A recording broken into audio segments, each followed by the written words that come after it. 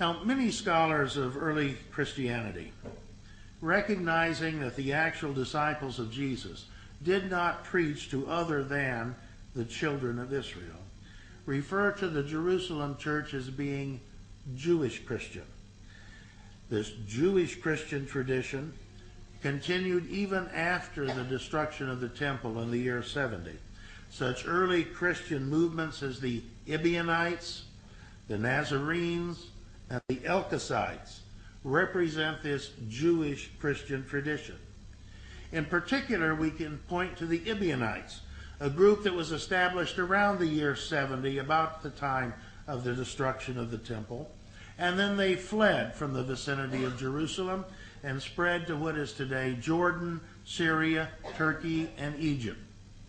Of note, the Ebionites continued as a viable movement within greater Christianity throughout the 2nd, 3rd, and 4th centuries CE. Likewise, the Nazarenes were known to have existed in greater Syria at least as late as the 4th century CE. Both groups Jewish Christian. While reviewing the preceding historical record, one finds evidence of a trajectory within early Christianity that can be traced back to the biblical books of Matthew and Acts and the Jerusalem church, and that continued to exist well into at least the 4th century CE, and that continued to restrict active preaching to the children of Israel. Of note, the groups represented by this longitudinal trajectory also firmly rejected the Pauline abrogation of the so-called Mosaic laws governing dietary restrictions, etc. In this way, these groups were also more or less consistent with Islam. Any student of comparative religion knows that there are major similarities in the understanding of Jesus and Mary by Islam and early Christianity. However, when we consider the crucifixion event, we come to a fundamental discrepancy between Islam and modern Christianity. The Quran declares that Jesus was not crucified, even though his persecutors thought that they had crucified him.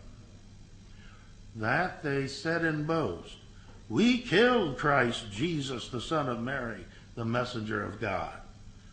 But they killed him not, nor crucified him.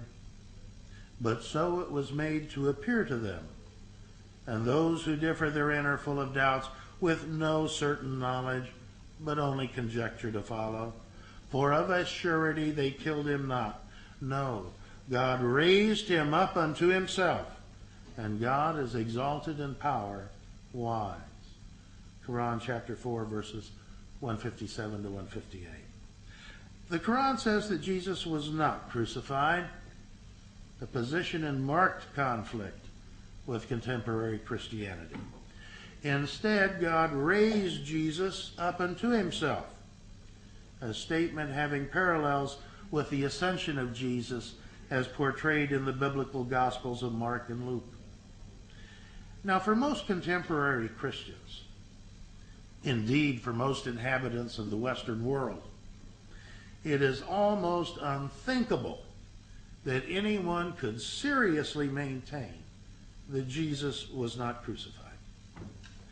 Such critics of Islam might even maintain that the alleged resurrection of Jesus is a matter of personal religious belief, but the crucifixion of Jesus is a matter of an unblemished historical record. However, as we shall soon see, the actual historical record is otherwise than we might expect. Outside of the New Testament and other early Jewish and Christian scriptural writings, there are only 2 references to Jesus being crucified in the entire historical record of the 1st and early 2nd centuries. The first was made by Josephus ben Matthias, a 1st century Jewish historian. The second by Tacitus, a 1st and 2nd century Roman. Neither writer was present at the crucifixion event. For that matter, most biblical scholars maintain that none of the New Testament authors who wrote about the crucifixion event were present at it. Nonetheless, the skeptic of the Islamic position that Jesus was not crucified will rightly insist that any serious attempt to refute the crucifixion of Jesus must marshal an impressive array of documentation that there was serious controversy about whether or not Jesus was crucified. Where is that documentation? They may well ask. The answer is that it is to be found within the writings of early Christianity itself. In short, the discrepancy about the crucifixion event between Islam and contemporary Christianity obscures the fact that many branches of early Christianity maintain quite adamantly that it was not Jesus Christ who was crucified. This can be verified by examining the writings of the so-called apostolic fathers of early Christianity, the so-called New Testament Apocrypha, and yes, even the New Testament itself. The writings of the apostolic fathers frequently noted that there were Christian groups that rejected the proposition that Jesus had been crucified. Such references can be found in the writings of Ignatius, Polycarp, Justin, Irenaeus, Tertullian, and Hippolytus. Together, these apostolic fathers represent a veritable who's who of early Christianity. As a specific example, we can turn to the Trallians, a book authored by Ignatius, the bishop of Antioch, who died around the year 110. In referring to the crucifixion event, Ignatius wrote that there were Christians of his day who denied that Jesus was crucified in reality, but was crucified only in appearance or in illusion.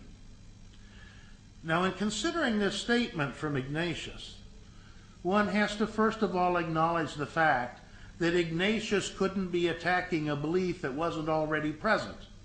So we have documentation that there were Christians who did not believe that Jesus was crucified, at least as early as the year 110. But also the very fact that Ignatius bothered to attack these groups suggests that that belief structure, that it was not Jesus who was crucified, was fairly widespread by at least 110.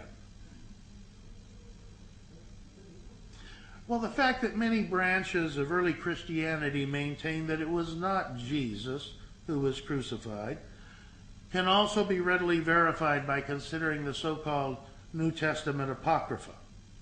For example, the Apocalypse of Peter, 81 through 82, maintain that Jesus was crucified only in appearance, not in reality, with the one who was crucified being a substitute or simulacrum of Jesus.